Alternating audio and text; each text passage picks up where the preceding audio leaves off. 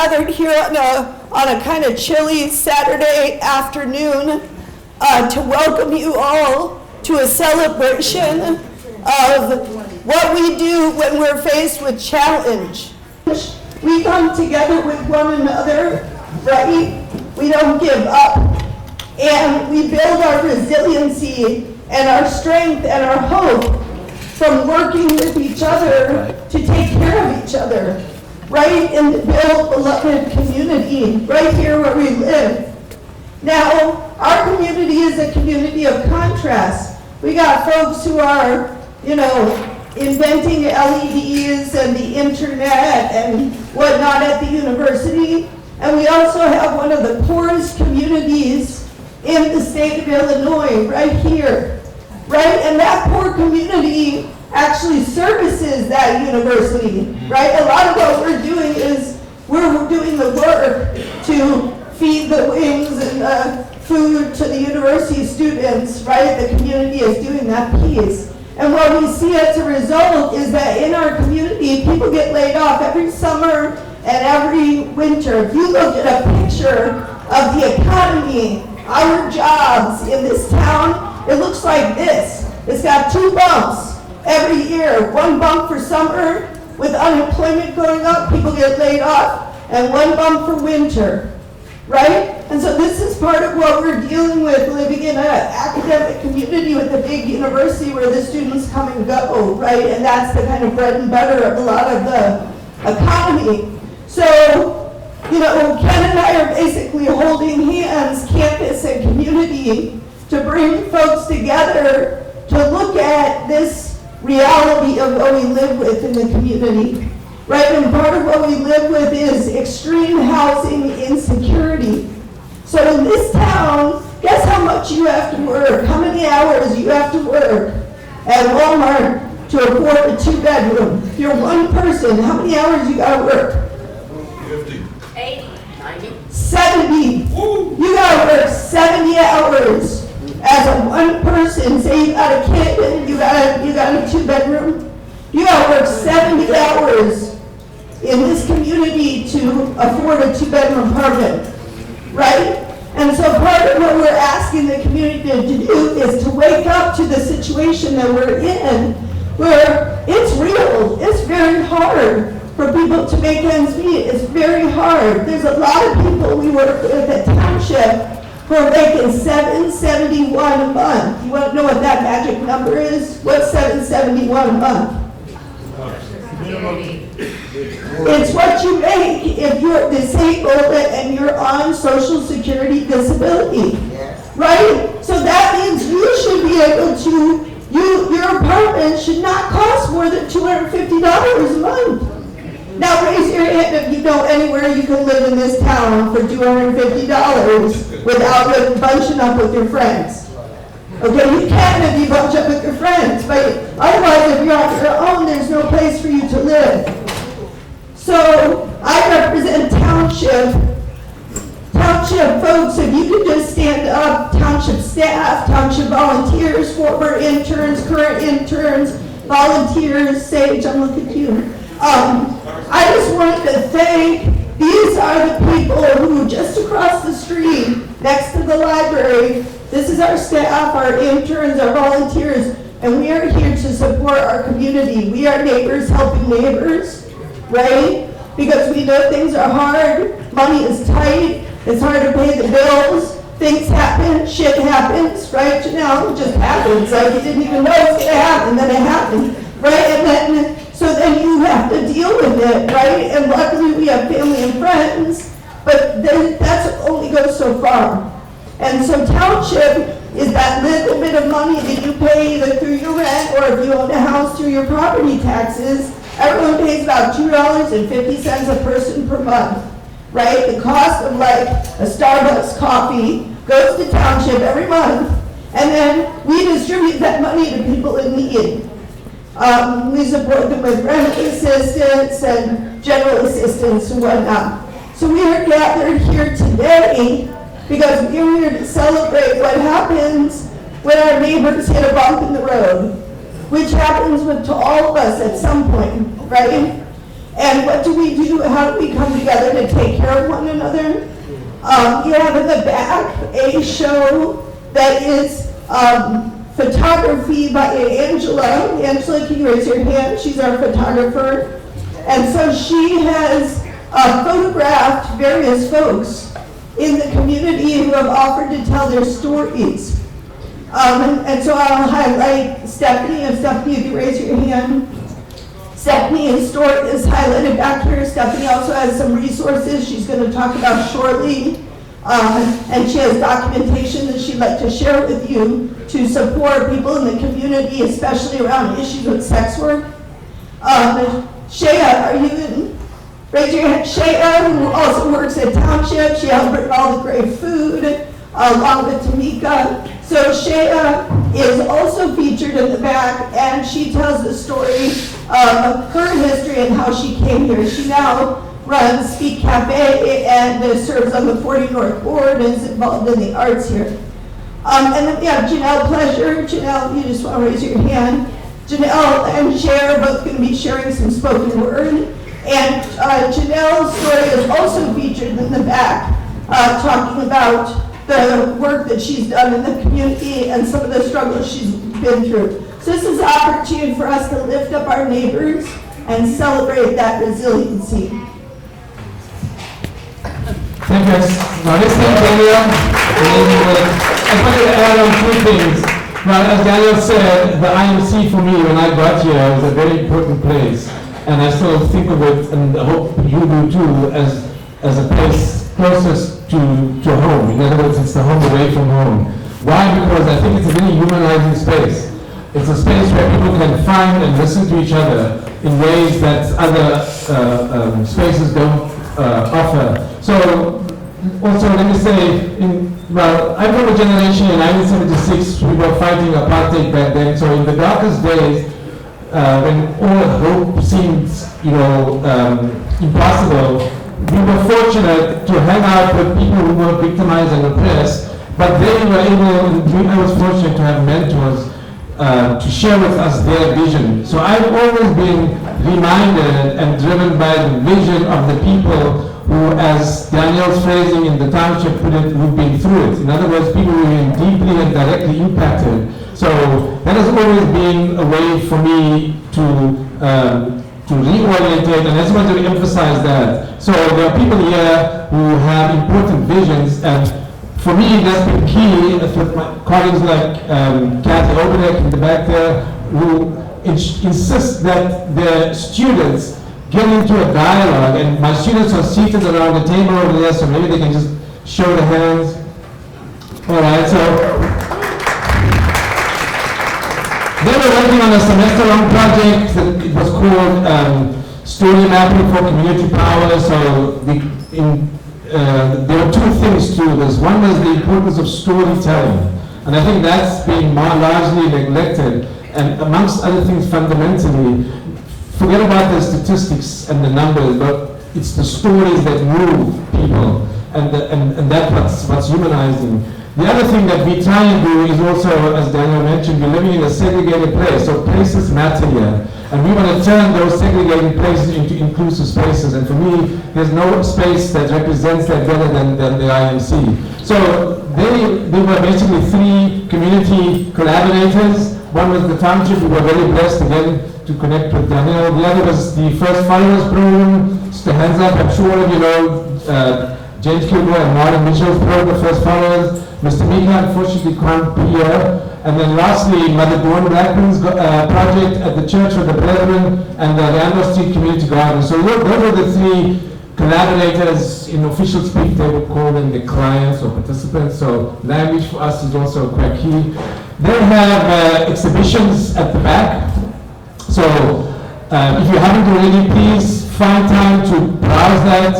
Make a comment. There are some cards there. Do share them, because I think they're very excited. This is the hard work, but more importantly, they're going to get a grade, right, depending on how many comments you make. So if you don't want them to fail the course, maybe get them back here. Please be sure to take a card and make a comment, all right? And be critical as well, all right? That makes sense. So we can all of that. So I'm excited, and we have a program, and I'm going to hand it over to Danielle to share with you what's the sequence. As I'm going to go out to check also, we don't have Mother Dawn, who's probably unaware right now, so I'm going to hand it over to Danielle to kick us off. So as Ken said, this is essentially our campus community collaboration, and we're going to have presentations from the students who work with each of our organizations, and we're also going to have the opportunity for folks within those organizations to lift up their voices. So we are going to start with Township, and if I could ask Kathleen, Jamila, Shafinaz, Shaya, Janelle, and Stefanie to all come up. So folks can just make their way to the front.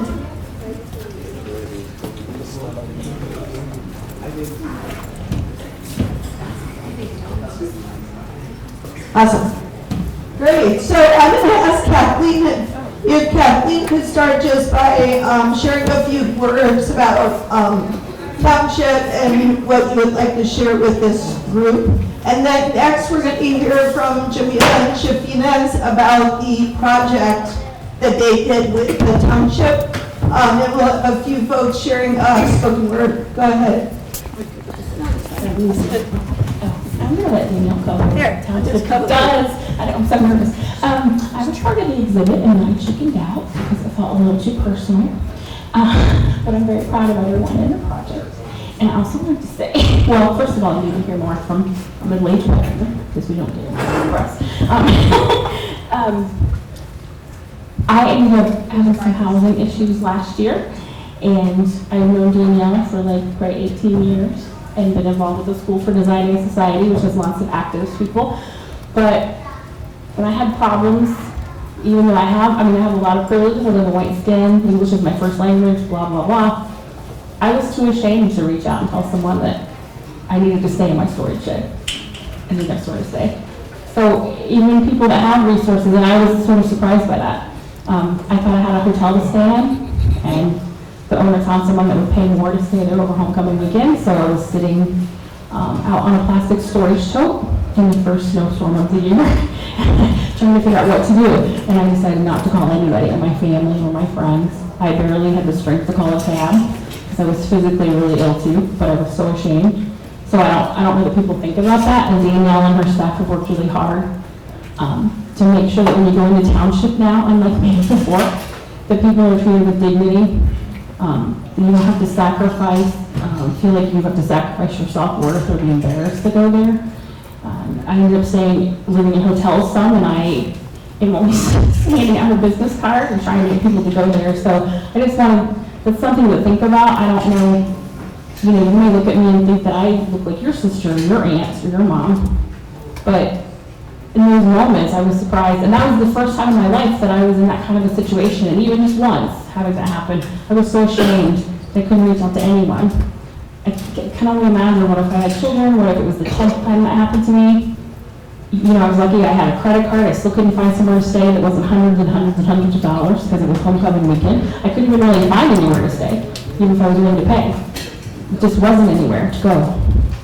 And I didn't ask. So I hope that all of you will support Township. I'm getting the Angel Fund makes a great Christmas and holiday gift for people that have everything. You can donate to Angel Fund in their name, I think is lovely, or you can volunteer in their name. They'll give you something with your time instead or additional. So thank you for coming. Thank you, Kathleen, for sharing. I wanted to invite Jamila to come up and talk a little bit about our partnership that we have. Okay, hi everyone. Thank you all for coming out to this lovely event. So my name is Jamila. I am a senior at the University of Illinois, majoring in urban planning with a concentration in social justice.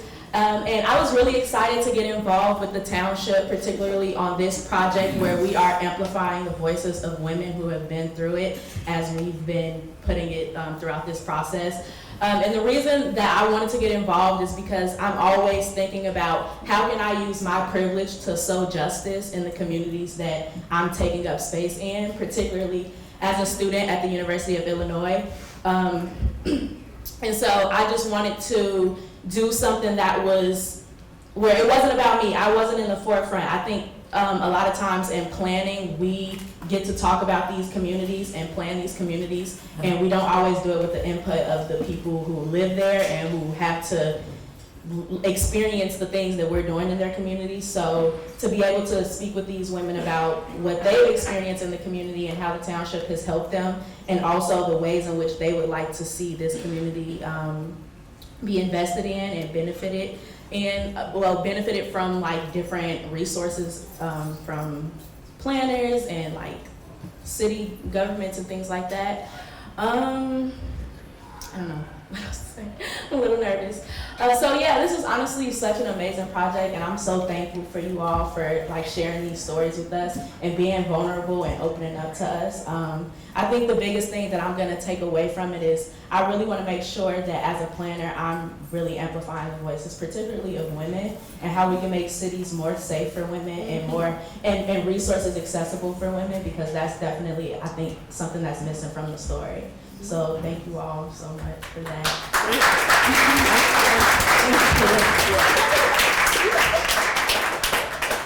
Shafinaz, would you like to share? Thank you. I'm Shafinaz. I'm a master's student in University of Illinois Urban Champaign. So I'm not from here. I'm from Bangladesh. I hope you know the country. So I've seen poverty. I've seen struggle in Bangladesh. It's a very different form. And from there, we hardly know that USA, people in the USA is having their own kind of struggle, you know. So this was an opportunity for me to know what kind of struggle people in the USA are dealing with. And so in planning, I have also studied housing policies. That with this engagement, I really got to know very close the struggle of homelessness, especially the women. These four wonderful women have shared some darkest experiences of them. But now what we see is some four strong women standing here, very resilient, right? Sharing their own experiences. Yeah, so I really want to thank Janelle and Township for giving us the opportunity to get engaged with them and talk to, and know some very deeper struggle that people are really having, and planners really have their role towards these people, and so we should know what the struggle is on the ground.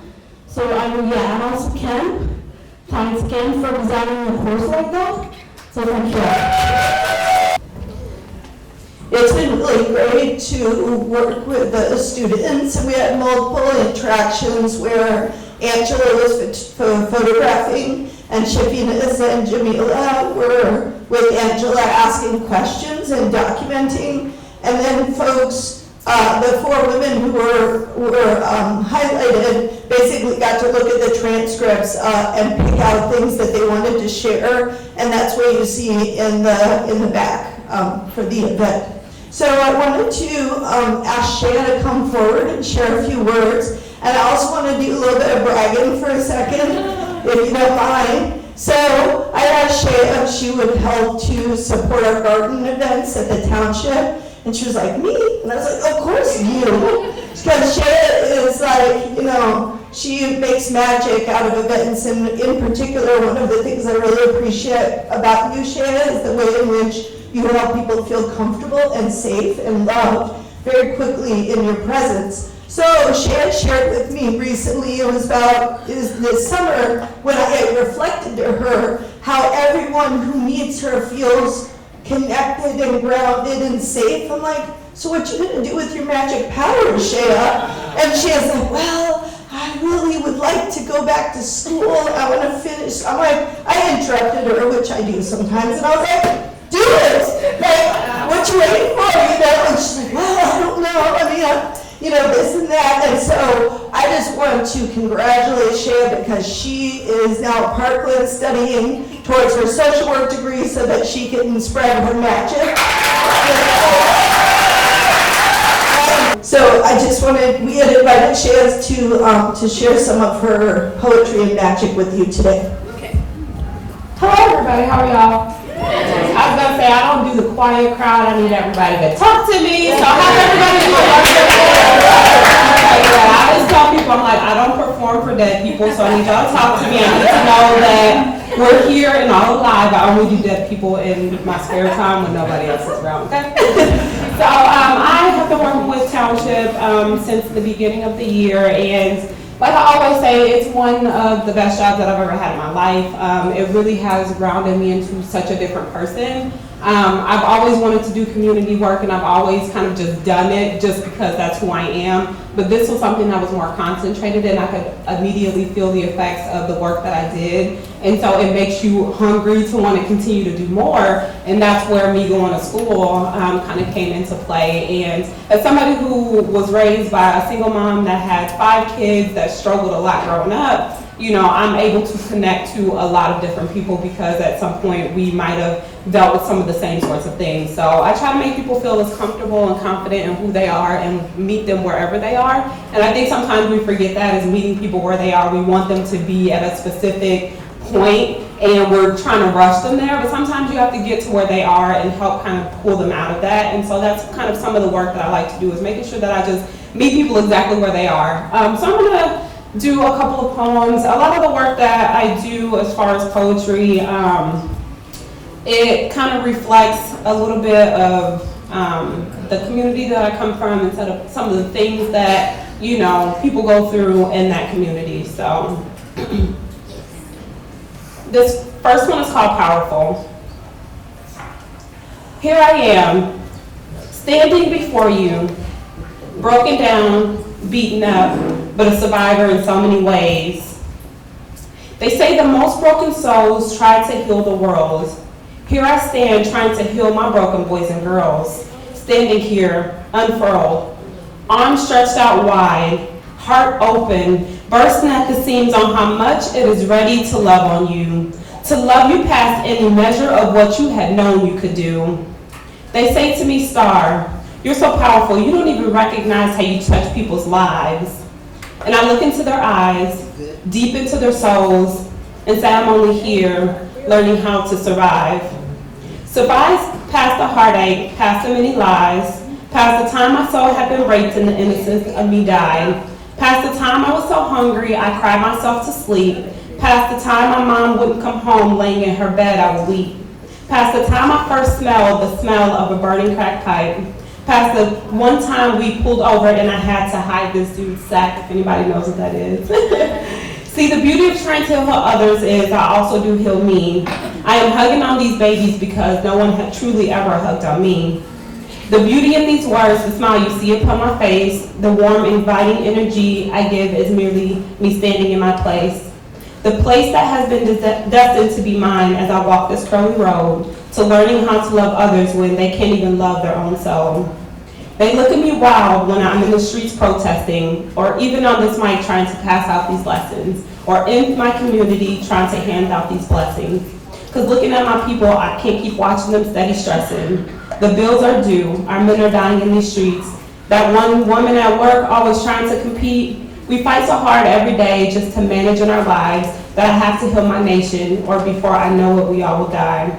I can't watch my people not make it past the shitty pain, that sometimes I pray that my life hasn't been in vain. I'm trying to be the best me I can while learning to love you, because I find strength in that when to love me is a struggle to do. Thank you. This one's called Sleepless, and it was actually a poem that I wrote out of sleep paralysis. I was sleeping, and I woke up, and my body was kind of reacting to like that fear that happens, and this is what I did in the middle of the night. Sleep seems to escape, as reality snatches away the beauty of vividly dreaming of those things that seem too far away. Smelling the rigid truth of reality while eyes close and encaptured what seems like a world right between bliss and anguish. Your body jolts up, like electricity of reality had been shocked into your veins. Heartbeat unrhythmic, mind trying to comprehend why it was supposed to be peace, you're in a constant state of panic. Tingling sensation of doubt shoots through from your elbows down to your hands while you're trying to grasp why you can't touch or feel joy. You try to stand, but your knees become weak with the pressure of life really hitting you hard. You realize that your people are dying. Bodies laid out on the street and there was nothing you can do about it. My black men are fighting to stay alive while simultaneously fighting to die. Gunplay in the streets where our kids play, right where the body of those babies lay. But see, this physical response I'm having to an emotional pain is mostly because I can't stop my people from being slain. There is nothing I wouldn't do for the black man and black family, but I'm broken into pieces because I can't even save myself. This heart pain, body shakes is slowly killing my kind heart and making me cold. Cold to those that pretend they love us, but build a system to keep us suppressed. My body can't stop reacting because I am stressed. Thank you. I do have happy sometimes, but that's the way it is the reality of life. I appreciate you guys listening to me. Again, if there's anything that you guys can do to help with Township, I love that job. It doesn't feel like work ever. I just told somebody, I was like, yeah, it's so nice to have a day off. And I was like, oh wait, I am working today. But I genuinely enjoy my coworkers so much. My boss, Danielle, is absolutely amazing. If there's anybody that inspires me to want to continue to do the work that I do and continue to push myself to be better, she's definitely one of them. She's always there rooting for me. And I appreciate you always taking a chance on me and just throwing me out into the fire and seeing me blossom. So thank you.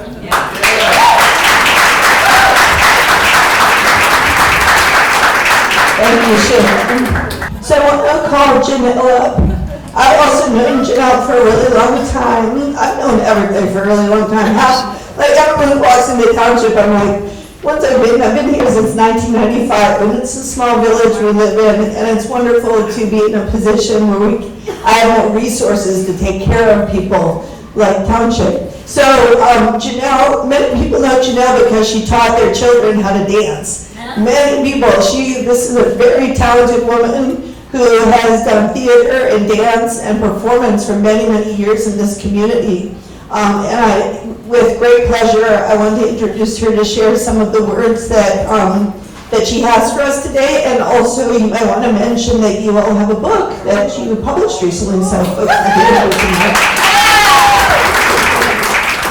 okay, so first of all, I just want to thank the Cunningham Township and Danielle for inviting me to do this. This is a really, really tough situation for me to be in, mainly because I'm being vulnerable, and there are a lot of people, thank God this light is bright because I can't see any of your faces. But to be able to share a little bit of my story and who I am. Yes, I'm an artist. Yes, I'm a designer. I'm a dance teacher. I do spoken word. I do all of these great things. But just last year, I had a stroke, which really took me out. And in that process of trying to heal, I ended up losing my home, losing my husband, and I don't mean he died, I mean he left. And so life really went to a dark place for me. And because I'm such an independent person and I want to do things on my own and I'm strong and I got this, I was put in a position where I couldn't do anything. And I didn't know where to go and I didn't know who to turn to. And many people, Danielle and some of you guys who are out here, stepped up without me even having to ask. And you guys just bathed my children and I in love and support, and then, this community just really poured out its heart to me. So, I just want to say thank you to all of you for that. I'm going to try to read a couple of my poems that I wrote. As Danielle said, I am a part of the Seed Poetry Group, run by Jim O'Brien. I don't know if any of you guys know him. Yes. Awesome dude. He asked me, along with many others, I'm literally at the bottom of the totem pole, but I was humbled enough to be asked to be a part of this book. It's called Crows on the Line. It's on Amazon right now. I just found out that it's going to be carried at Jane Addams bookstore here in Champaign, so go check it out. Yes. Is it the library? Is it at the library too? Yeah. Oh, and it's at the library, so yes, please buy a copy. Yes, please buy a copy. But so yeah, I'm not going to read any of the poems from that, but these are all, the poems I'm going to read are ones of kind of like a revolution for me, an evolution for me of coming from a very dark place and then just being resilient as all of these lovely women are who I share the stage with. So I hope you enjoy. This first one is very, very short, and I do mean very, very short. The worst thing you can do for a woman is give her a chance to think. Thank you. This first one is called Spirit. Uplifting soul, magnified by 1,000 swords, hitting you in the chest as if you were cursed, as if you cursed the very ground they tread upon. My soul is tired, but yet it's hungry. Starving for a revelation of time that makes all things better. Lost control of mind, not connected with itself.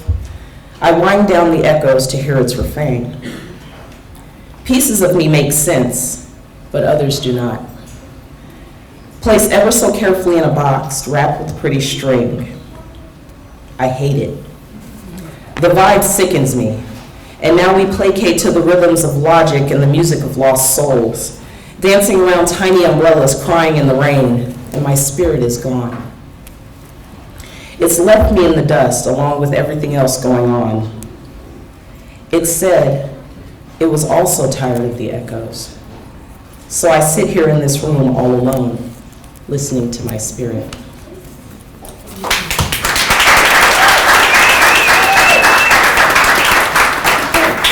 So this next one is actually talks about a problem that we have in our community, and a problem that I think many of us have suffered from. This one's entitled Homelessness. This is the face of homelessness. It's not what you were expecting, huh?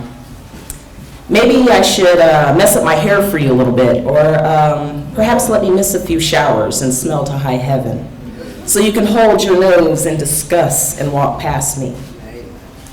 While I beg for a few coins to get me by today. Would that be better? Would that make you pay attention to me? Or better yet, will that sympathy cause you to take stock and help me out of this life that I found myself in? We all know the answer to that question is no. We are all one paycheck from living under a bridge, yet no one wants to talk about that. We sell our souls for a meal, a place to sleep, or a kind word, but no one seems to care. Our children are embarrassed and ashamed, they're angry and confused, and that is a burden we bear day in and day out while we try to figure out how to make it through the next moment. So we are judged because we choose to dress nice, speak with diction. We ask for help and we're treated as lowly street dogs looking for help. We are marred and labeled and turned away because we don't look the part enough. No one sees a problem because we dress like you do. Never mind that we hit every thrift store or free store so we can look like you. Just so we feel like we have just a little bit of dignity. And you say there's no homeless problem. This is my story, a novel that is yet to be written in full. Yet you don't want to hear about it. And you turn your nose up at that fact. Daily you walk by a human not knowing if they have no home, no food, children to support, mouths to feed, souls to nourish. You can't see past your Starbucks coffee excursions or your Macy's bags. Never forget yourself is just one paycheck away from switching places with me. The only difference is opportunity. I know if it were you in my situation, you'd be looking for compassion, understanding, and love as well. But the question is, will you find it in a world filled with homelessness? I want you to think on it.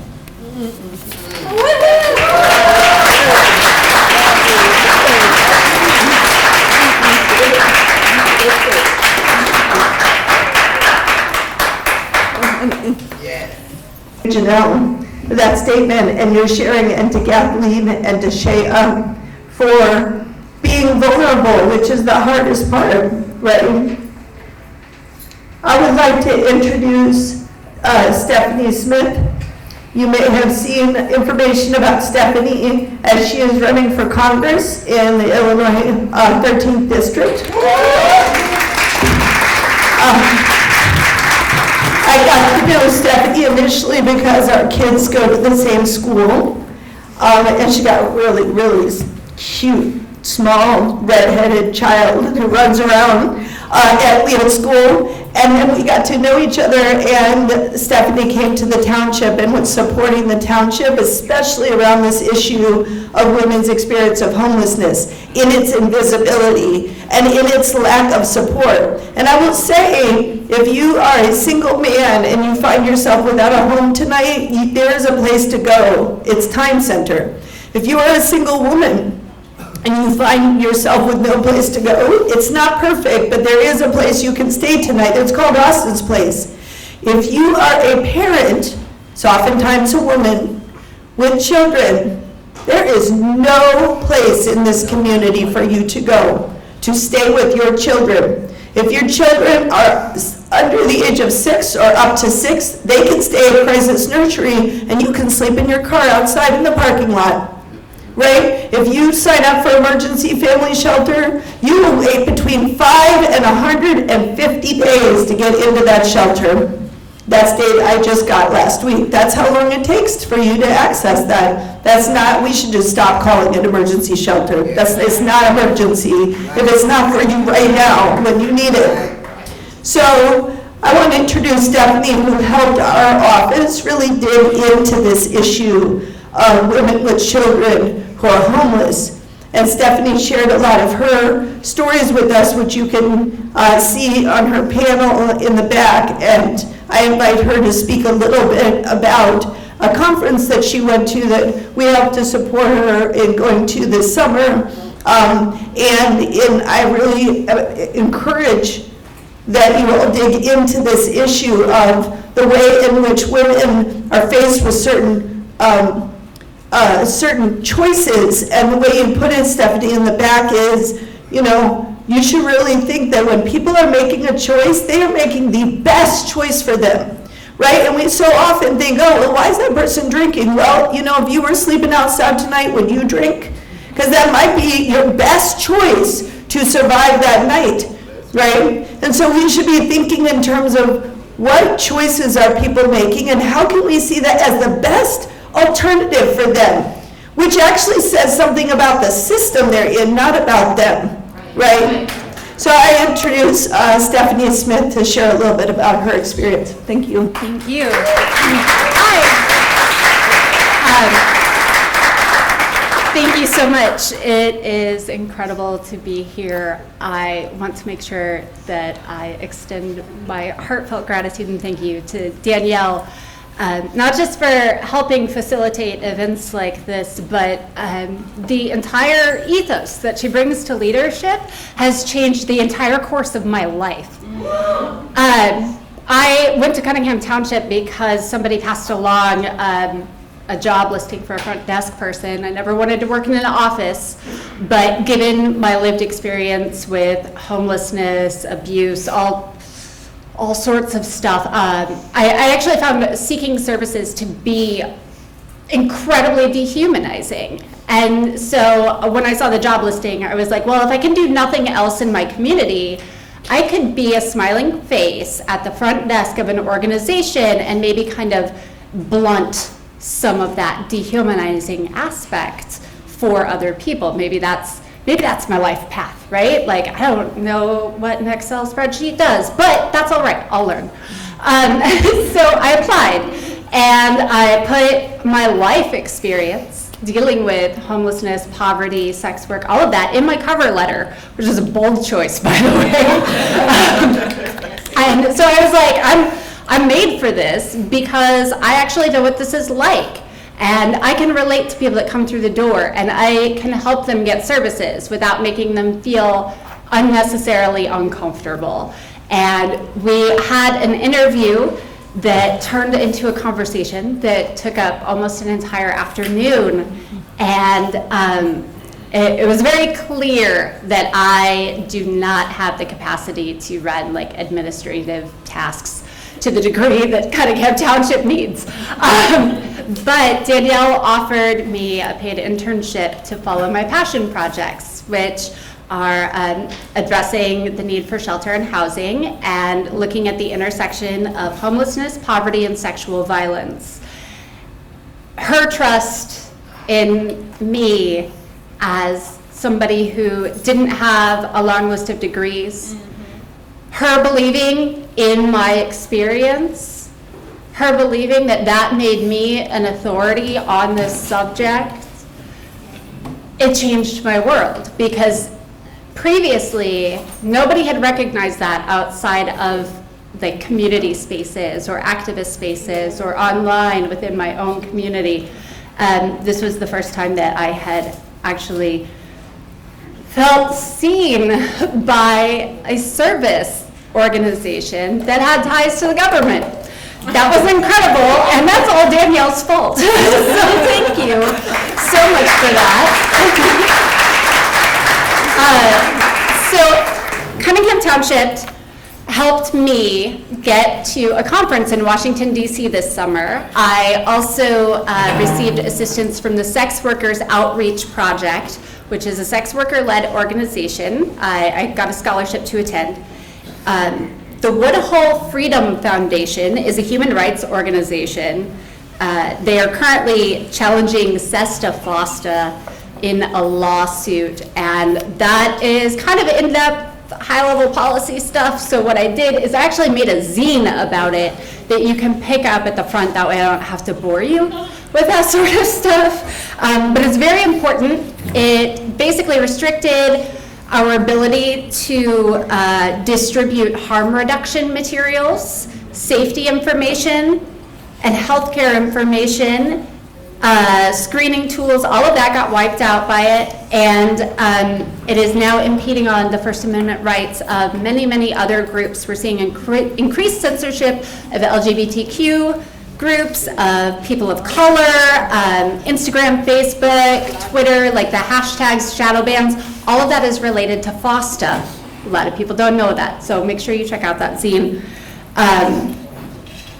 So the Woodhull Freedom Foundation got together with the Sex Workers Outreach Project to create a Justice and Change Institute that was available only to current and former sex workers. I am a former sex worker. I self-identify as a former underage survival sex worker. I prefer that language over child sex trafficking victim because I believe that obfuscates the roots of trafficking, which is poverty. So they, Sex Worker Outreach Project, they have lots of local projects. Like there's, the closest one I think is in Chicago. They also have another organization called Swap Behind Bars. I highly suggest that you look into that. Right now you can actually send Christmas cards to incarcerated workers. They have wish lists for books that workers have requested. So definitely check out Sex Workers Outreach Project Behind Bars. But why did Woodhull have this conference in connection with them? One of the largest sex worker organizations, Desiree Alliance, actually had to cancel their 2019 conference. It was called Transcending Boundaries, Immigration, Migration, and Sex Work. And I want to read their statement on that really quick. Due to FOSTA, SESTA enactments, our leadership made the decision that we cannot put our organization and attendees at risk. We hope you understand our grave concerns and continue to resist every law that exists to harm sex workers. Keep fighting. So they were afraid that they were going to have ice raids at their conference in Las Vegas, and so they had to shut it down. So Woodhull and SWAP got together to make this special institute. It dealt heavily with legislation like decriminalization, SESTA FOSTA, other laws that are designed to impact sex workers. They're also the same sort of laws that target people of color, like loitering laws, laws like condoms as evidence of prostitution. This is a very, very big deal in terms of harm reduction and safety. If you can be incarcerated for carrying condoms, that's really dangerous, and that happens in America. These laws disproportionately also affect trans sex workers as well. There were a lot of really interesting ideas that were discussed at this institute, including using sex education as a tool of criminal justice reform, basically teaching things like consent, bodily autonomy, and self-worth in the classroom as part of that. That's a revolutionary way to address a lot of these issues. So there was a lot going on, but there's something I want to focus on. Something unexpected happened. There was a disruption at the institute. They had their plenary, they had a day of the stuff about legislation, and at the closing plenary, I noticed there was an argument happening in the space between a couple of groups of workers, and I hadn't really paid too much attention to that because I had just been coming out of some other space. But what had happened is a group of Black trans sex workers had come in and they told the organizers, this is overpriced. The people who need to be here from our community cannot get in here. You have one Black trans sex worker on your panel. Do you think that that can adequately reflect the experiences of the most vulnerable members of your community? We deserve a space at the table. No, actually, we're taking the table. Yes. Yes. I had never seen anything like this in my life. Just on the spot, they stated what they desired. They wanted the table. And because it's an activist community and we really, really try to hear and respect our members, everybody said, all right, let's give you the table. Okay, we want to be paid to speak. Okay, we are going to crowdfund right here, right now. And we actually took cash from the attendees and piled a bunch of money up on the table. And the final plenary was actually exclusively Black trans sex workers sitting in front of a pile of cash. And it was the most beautiful thing I've ever seen. They spoke about housing, the need for housing. If we actually want to address the violence that is disproportionately affecting women, people of color, LGBTQ people, we need housing rights, right? They spoke about discrimination. We need record expungement, right? That is a big deal. There's a poverty trap involved in starting out in underage sex work, and then you turn 18, and then you're a criminal for the same thing, right? That's the difference of a day. If that is on your record, you're a registered sex offender, and you can't get other employment, you can't get housing, you are forced back into street-based work, right? This is the cycle that happens that people aren't talking about. And I just really appreciate them coming and doing that. But they weren't done, right? Because Woodhull lasts the whole weekend, and that day was just one event.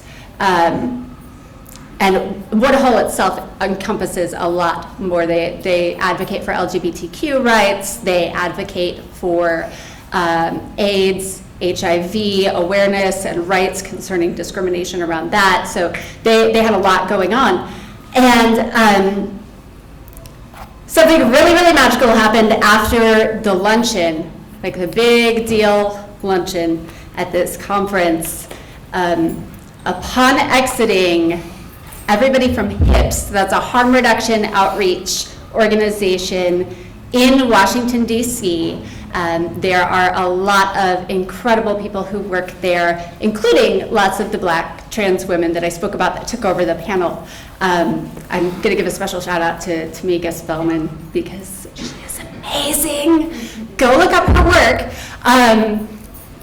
Anyway, I walked out and all of a sudden it was a flash mob ballroom in the lobby of this luncheon. It was high energy. People were dancing. Charisse from Hips had a bucket and a megaphone.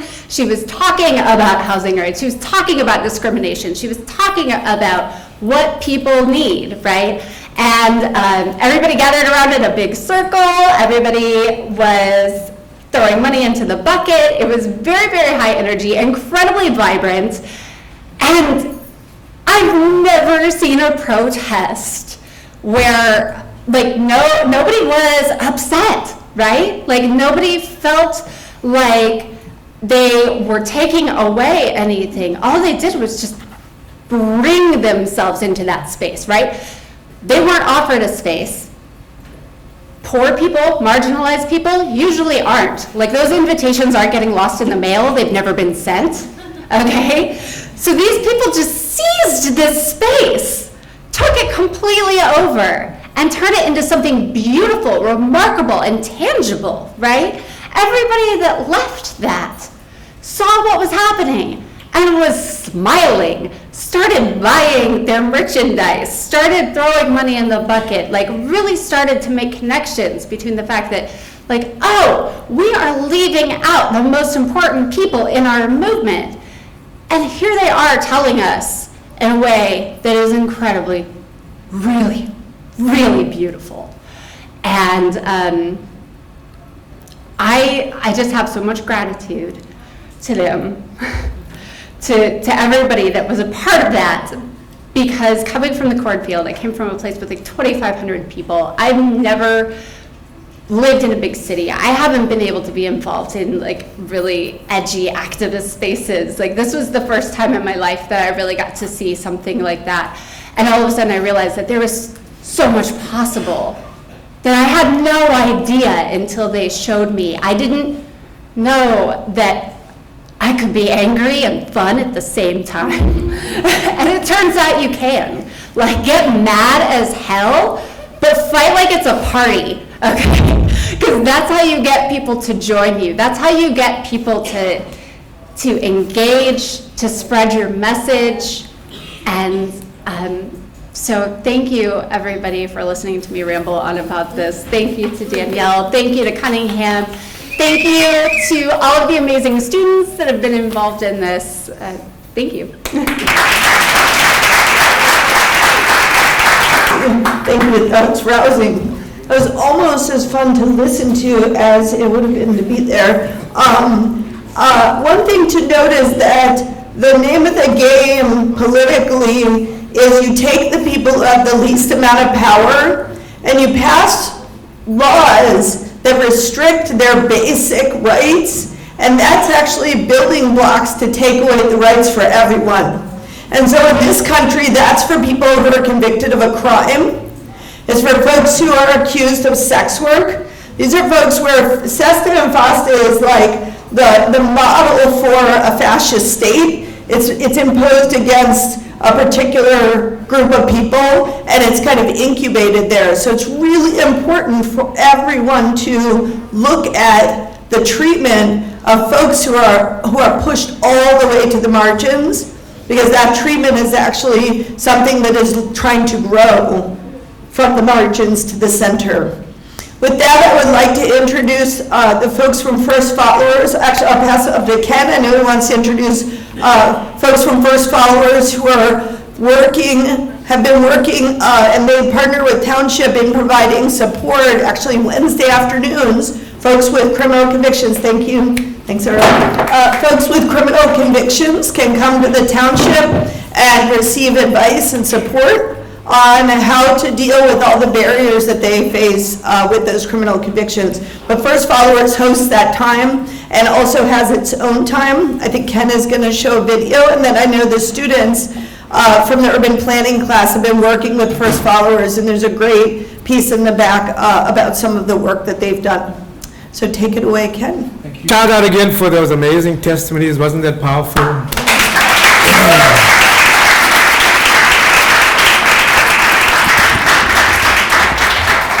So let me just say two things. I was particularly moved, I know is Janelle still here.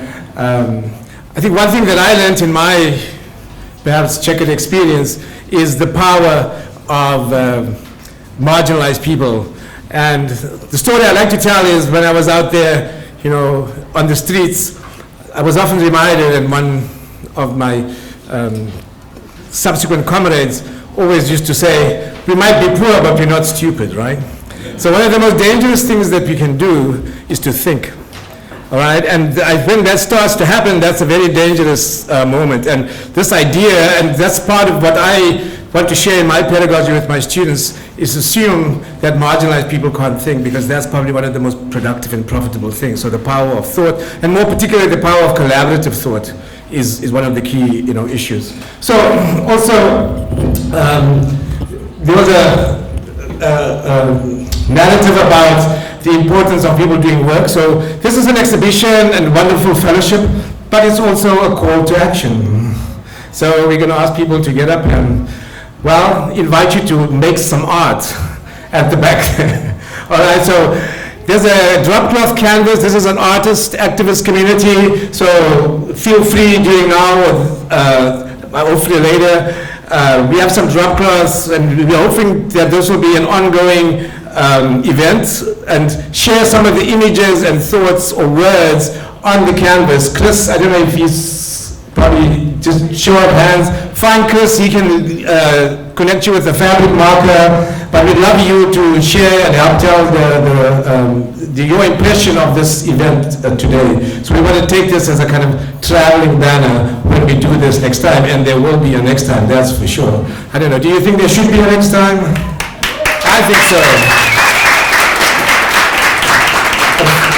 Because I think this is how we begin to find this fellowship. So I want to ask the students who worked on the First Followers project to maybe come forward.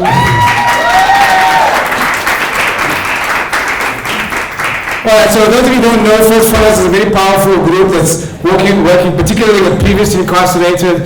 They unfortunately are not able to be here because, amongst other things, they are getting ready to launch their First Steps home that they're busy rehabbing. Also with the help of Danielle in another role, all right, as with the Housing Authority. So a huge shout out to them and the work that they're doing. But I'm going to ask the students to share some of their testimonies about what it was like working with the First Followers group. And then towards the end or somewhere in the middle, I'll get the video ready for Tamika, who's one of the members of First Followers.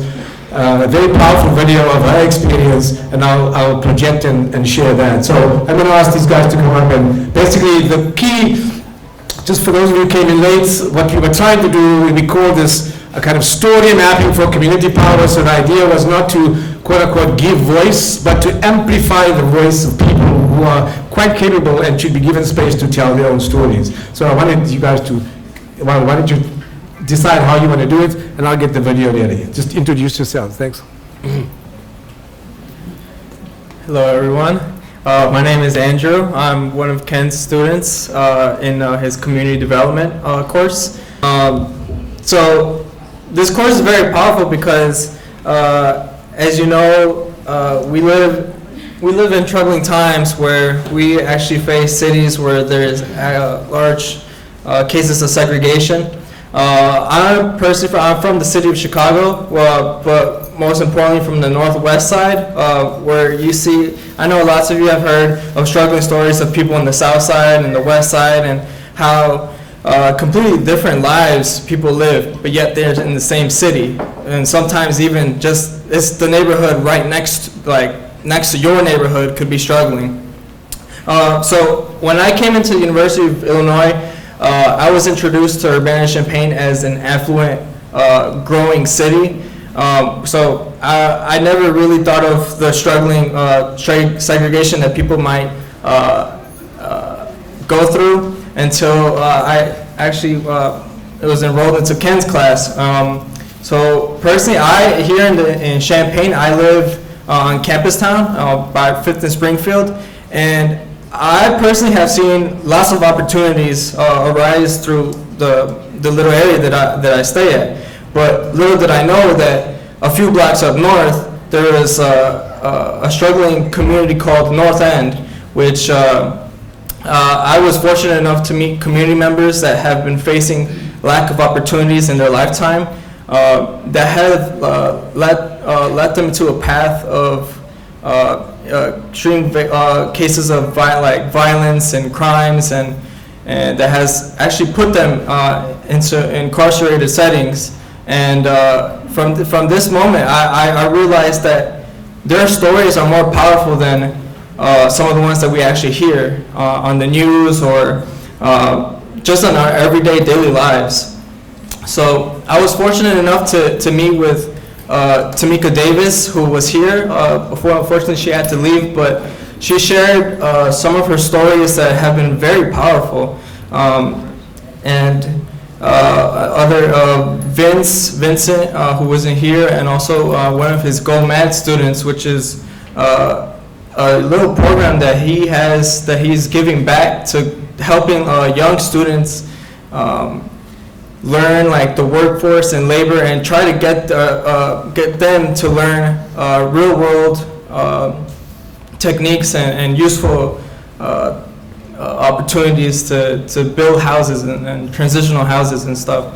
So I was fortunate enough to also go through this walking tours with Tamika and Vincent, and go through their neighborhood of the North End and see how their lives were completely different from lives that I live now in Champaign.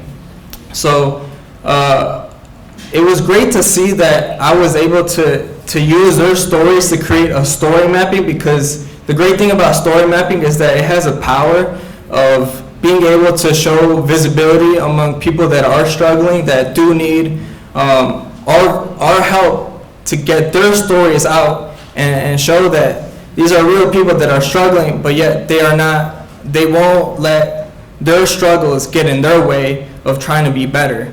What I learned from Tamika is that she was sitting in the cell from doing her time for her actions. She realized that wasn't the end of her path. She was going to try to be better and do better for herself and her children, to try to reconnect when she did come back into Champaign. And little stories like this help us to try to amplify their voice as planners, to try and bring everybody and unite people together and make a difference. I don't take much more time.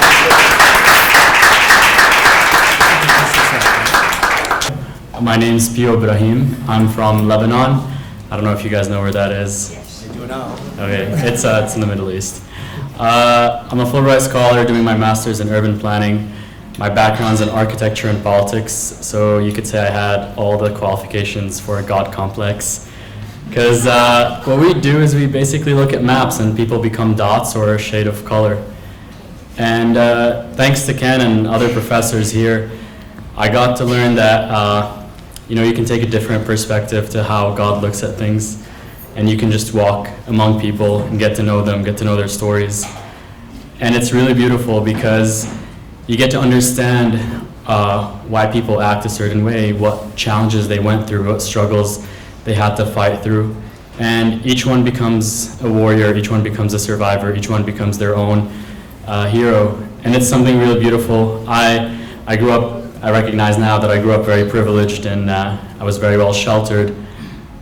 But I realized I have to share all the talents that I've received and had. And so when I was working with First Followers, it was beautiful to hear their stories. It was nice to look at someone and not have all these prejudiced thoughts and the misconceptions that you grew up and they're put in your head. And I met this guy called Keelan, very average person, not someone with like an amazing, crazy Hollywood story. The more we sat with each other, the more we talked, I got to realize it makes sense. And I can't blame Keelan for anything. In fact, the more he shared with me, the more I grew to appreciate him and appreciate where he is at now and the decisions he's took to make his life what it is now. And part of story mapping is we could choose to take someone's story and have it in our own eloquent language, or really just make it, just dramatize it. But I chose to have it the same way he wanted. So it's It's over there, it's these strips. That's his story in his own words. I just took bits and pieces and put some stock photos. And I want to show people that he's just a regular person who just had maybe some tough circumstances, but pushed through and is doing great. And I love what First Followers has done with him and many other young people. And I would definitely use this time to say it's great to support them. It's great to support such initiatives in this community and elsewhere. So yeah, thank you. It truly was a blessing.